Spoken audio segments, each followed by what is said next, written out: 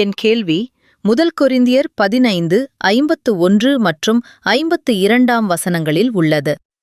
15:51 மற்றும் 52. அது கூறுகிறது, இதோ நான் உங்களுக்கு ஒரு இரகசியத்தை சொல்கிறேன். நாங்கள் அனைவரும் தூங்க மாட்டோம், ஆனால் அனைவரும் மாற்றப்படுவோம். ஒரு கணத்தில், ஒரு கண் இமைப்பில், கடைசி குரல் கொம்பு ஒலிக்கும்போது. ஏனெனில் குரல் கொம்பு ஒலிக்கும், அப்போது இறந்தவர்கள் அழியாதவர்களாக உயிர்த்தெழுவார்கள். நாங்கள் மாற்றப்படுவோம். அதன் பின்னர் நான் முதல் தெசலோனிக்கேயர் 2:15 முதல் 16 வரை செல்கிறேன். ஆகையால் கர்த்தரின் வார்த்தையின்படி இதை உங்களுக்குச் சொல்கிறோம். கர்த்தரின் வருகை வரை உயிரோடு இருக்கும் நாங்கள் தூங்கியவர்களுக்கு முன்னதாக இருக்க மாட்டோம். ஏனெனில் கர்த்தர் தாமே கட்டளையின் சத்தத்துடன், பிரதான தூதரின் சத்தத்துடன், தேவனுடைய குரல் கொம்பின் சத்தத்துடன் பரலோகத்திலிருந்து இறங்குவார். கிறிஸ்துவில் இறந்தவர்கள் முதலில் உயிர்த்தெழுவார்கள். நான் கேட்டுக்கொள்ள விரும்புகிறேன் சகோதரியே, தயவு செய்து இதை எனக்கு விளக்கவும். அங்கே அப்போஸ்தலன் பவுல் போதிக்கிறார், கர்த்தர் மேகங்களில் வரும்பொழுது என்ன நடக்கும் என்று. ஏனெனில் கர்த்தராகிய இயேசு கிறிஸ்துவின் ஒரு வாக்குறுதி இருக்கிறது. அவர் தமது சபையை எடுத்துக்கொள்ள மேகங்களில் வருவார் என்று கூறப்பட்டுள்ளது. எல்லா சகோதரர்களும் இந்த போதனையை கேட்டிருக்கிறார்களா என எனக்கு தெரியாது. ஆனால் கர்த்தர் தமது சபையை எடுத்துக்கொள்ள வரும்பொழுது அவர் மேகங்கள் வரை மட்டுமே வருவார். அவர் பூமியை மிதிக்க மாட்டார் என்று சொல்லப்பட்டுள்ளது.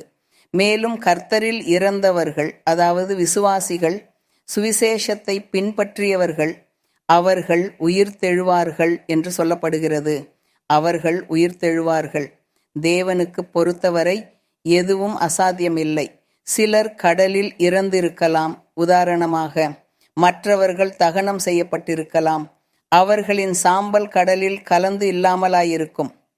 ஆனாலும் வேதாகமம் அவர்கள் உயிர்த்தெழுவார்கள் என்று சொல்லுகிறது. அவர்கள் உயிர்த்தெழும்போது மீண்டும் தங்கள் உடலை பெறுவார்கள். ஆனால் அந்த உடல் இனி மாம்ச உடலாக இருக்காது. அது ஆவிக்குரிய உடலாக மாற்றப்படும். தேவனுக்கு பொறுத்தவரை எதுவும் அசாத்தியமில்லை. இப்படியே நடைபெறும். ஆகவே ஏற்கனவே இறந்தவர்கள் உயிர்த்தெழுந்து தங்கள் உடலை பெற்று மேகங்களுக்கு ஏறி கர்த்தரை சந்திப்பார்கள். உயிரோடு இருக்கிறவர்கள், இன்னும் இறக்காதவர்கள், அவர்களும் ஆவிக்குரிய உடலாக மாற்றப்பட்டு கர்த்தரை சந்திக்க உயர்த்தப்படுவார்கள். இதையே பவுல் 2 நூல்களில் உள்ள 2 வசனங்களில் கர்த்தரின் வருகையை பற்றி போதிக்கிறார்.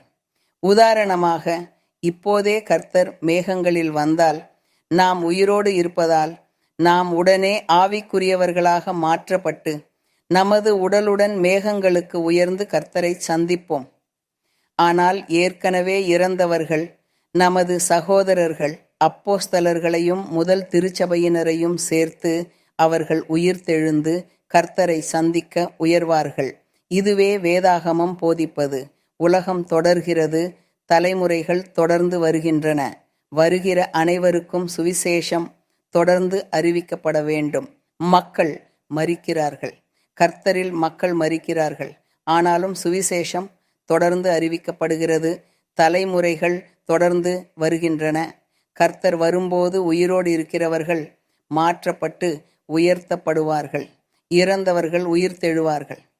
சகோதரர்களே, இது உங்களுக்கு தெளிவாக இருக்கிறதா? கர்த்தரின் வருகையை பற்றி வேதாகமம் சொல்லுவது இதுதான்.